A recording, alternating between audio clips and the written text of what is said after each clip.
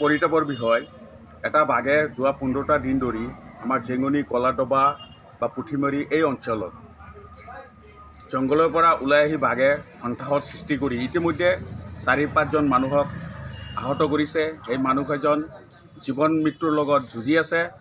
বাৰম্বাৰ বন বিভাগ তথা প্ৰশাসনক অনুৰোধ জনোৱা হৈছে এই বাঘটোক আটক কৰিবৰ কাৰণে।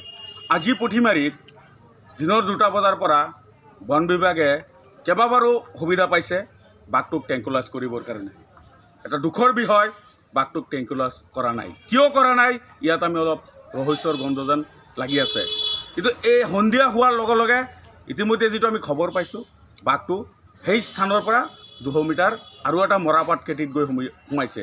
গতিকে এই অঞ্চলৰ মানুহ বা জীৱ জন্তু, ঘৰুৱা জীৱ জন্তু, মানুহৰ জীৱনলৈ এটা বিপদ অমানিশা নামি আহিছে।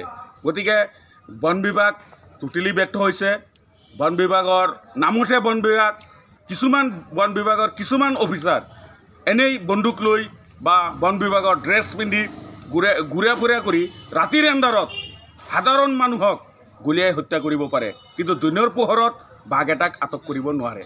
এইটো বৰ দুখৰ বিষয়। গতিকে আপোনালোকৰ মাধ্যমৰ দ্বাৰা অসমৰ মুখ্যমন্ত্ৰী মাননীয় ডক্টৰ হিমন্ত বিশ্ব শৰ্মাক অনুৰোধ জনাওঁ, আপুনি এই বস্তুটো নিজৰ আওতাত আনি এই বাঘটোক কেনেকৈ কৰায়ত্ব কৰিব পাৰি আৰু এই আমাৰ মানুহখিনিক কেনেকৈ এই বাঘৰ পৰা বচাব পাৰি, এইখিনি আপোনালৈ মোৰ অনুৰোধ। এইটো আজি নহয়, আপোনাৰ এই 15 দিন ধৰি, এই যোৱা 15 দিন ধৰি একচুৱেলি আপোনাৰ যোৱা 15 দিন ধৰি এই নগাঁও আপোনাৰ বনৰক্ষী আছে, অসমৰ বন বিভাগে যিখিনি নাটক কৰিলে আৰু যোৱা 15টা দিন ধৰি এনেকুৱা নাটক কৰি আছে। তেওঁলোকে আজিৰ যিটো ঘটনা সঁচা অৰ্থাৎ বন বিভাগ সকলো বিষয়তে ব্যৰ্থ হৈছে। কাৰণটো হৈছে ৰাতিপুৱা 7টা বজাত জেগাৰ লোকেশ্যন, যিটো জেগাত বাঘ আছে তেওঁলোকে গম পাইছে, তাত আহি উপস্থিত হৈছে দিনৰ 3টামান বজাত।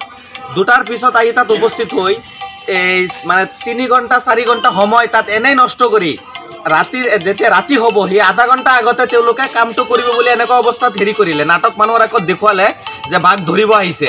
আধা ঘণ্টা আগত মানুহৰ আগত কৰি গোটেই নাটকখিনি কৰি যেতিয়া এন্ধাৰত হ'ল, গৈ পেলাই বাঘটোক একচুৱেলি তেওঁলোকে ধৰাৰ ইচ্ছাই নাই। সঁচা কথাত ক'বলৈ গ'লে আধা ঘণ্টা যেতিয়া এন্ধাৰ হ'ব আধা ঘণ্টা আগতে বাঘটোক এটা দি তাৰ পৰা 200 মিটাৰমান বেলেগ এটা মৰাপাট খেতিত গৈ গ'ল। গোটেই তেওঁলোকৰ যে খেতি বাতিটো আছে, গোটেই খেতি বাতিটো ধ্বংস কৰিলে। এতিয়া মই এটাই কথা আহ্বান জনাইছোঁ, বনমন্ত্ৰীয়ে গোটেই যিবিলাক মানুহ ইয়াত জড়িত আছে তেওঁলোকক কৰিবলৈ নিলম্বন কৰিব লাগে আৰু অসমৰ মুখ্যমন্ত্ৰীয়ে এই বিষয়টোলৈ গুৰুত্ব হিচাপে ল'ব লাগে।